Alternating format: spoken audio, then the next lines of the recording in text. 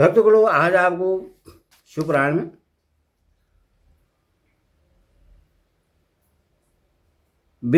विंध्येश्वर संहिता प्रयाग में सूजी से मुनियों का तुरंत पापनाश करने वाले साधन के विषय में प्रश्न। यह कथा आपको शिवपुराण से सुना रहा हूं, सुनिए।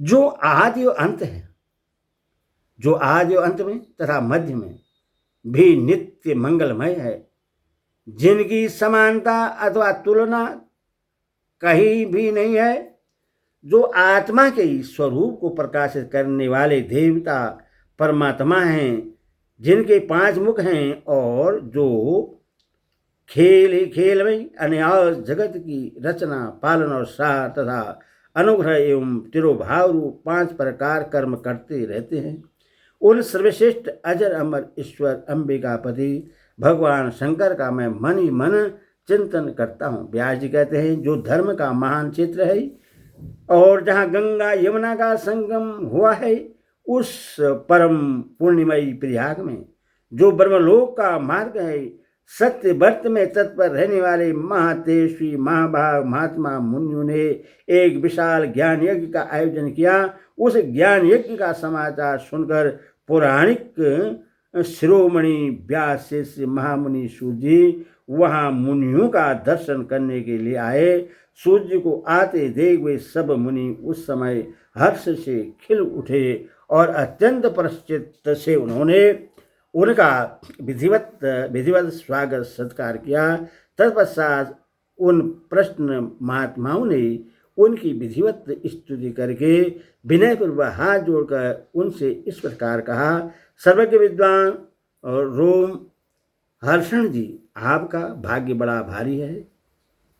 इसी से आपने व्यास जी के मुख से अपनी प्रसन्नता के लिए संपूर्ण पुराण विद्या प्राप्त की, इसीलिए आप आश्चर्य स्वरूप कथाओं के भंडार हैं।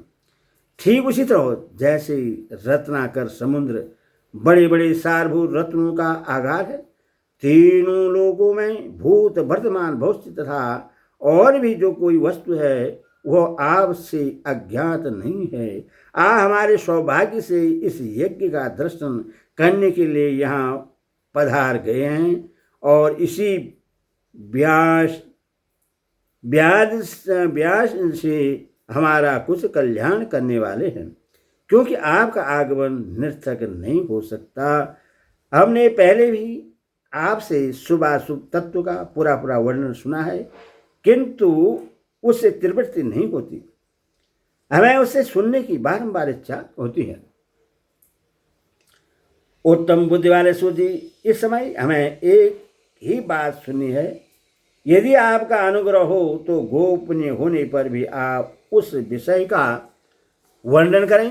घोर कलयुग आने पर मनुष्य पुण्य कर्म से दूर रहेंगे, दुराचार में फंस जाएंगे और सबके सब सत्य भाषण से मोह फेर लेंगे, दूसरों की निंदा में तत्पर होंगे, पराये धन को हड़प लेने की इच्छा करेंगे, उनका मन पराई स्त्रियों में आसक्त होगा तथा वे दूसरे प्राणियों की हिंसा किया करेंगे, अपने शरीर को ही आत्मा समझेंगे, मूढ़ नास्तिक और पशु बुद्धि रखने वाले होंगे, माता पिता से द्वेष रखेंगे, ब्राह्मण लोभ रूपी ग्रह के ग्रास बन जाएंगे, वेद बेचकर जीविका चलाएंगे, धन का उपार्जन करने के लिए ही विद्या का अभ्यास करेंगे और मद से मोहित रहेंगे, अपनी जाति के कर्म छोड़ देंगे, प्राय दूसरों को ठगेंगे, तीनों काल की संजोपासना से दूर रहेंगे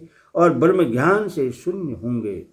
समस्त क्षेत्रीय भी स्वधर्म का त्याग करने वाले होंगे, कुसंगी पापी और व्यभिचारी होंगे, उनमें शौर्य का अभाव होगा, वे कुशित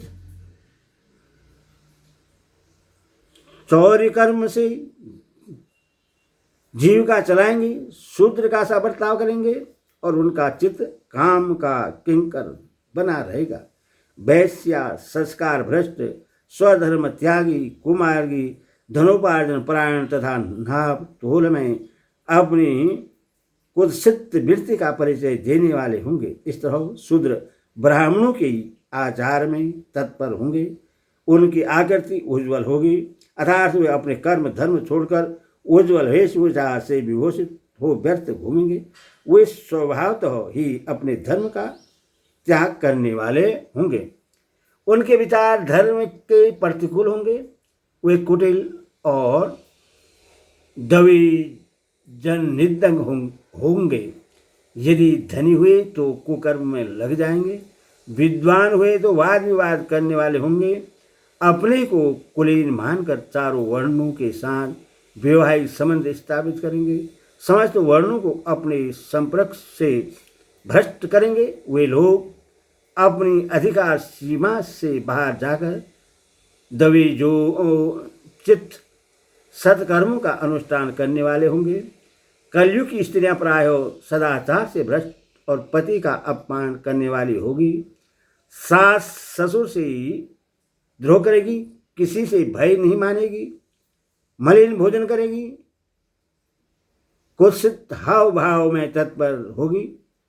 उनका शील स्वभाव बहुत बुरा होगा और वे अपने पति की सेवा से सदा ही विमुख रहेगी। सोचिए, इस तरह जिनकी बुद्धि नष्ट हो गई है, जिन्होंने अपने धर्म का त्याग कर दिया है, ऐसे लोगों को यह लोक और परलोक में उत्तम गति कैसे प्राप्त होगी, इसी चिंता से हमारा मन सदा व्याकुल रहता है।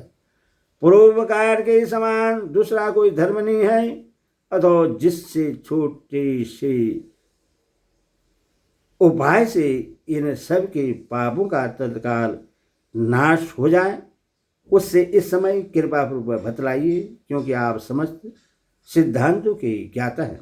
व्यास कहते हैं, उन भावितात्मा मुनियों की यह बात सुनकर सूत जी मन ही मन भगवान शंकर का स्मरण करके उनसे इस प्रकार बोले, ओम नमः शिवाय, ओम नमः शिवाय।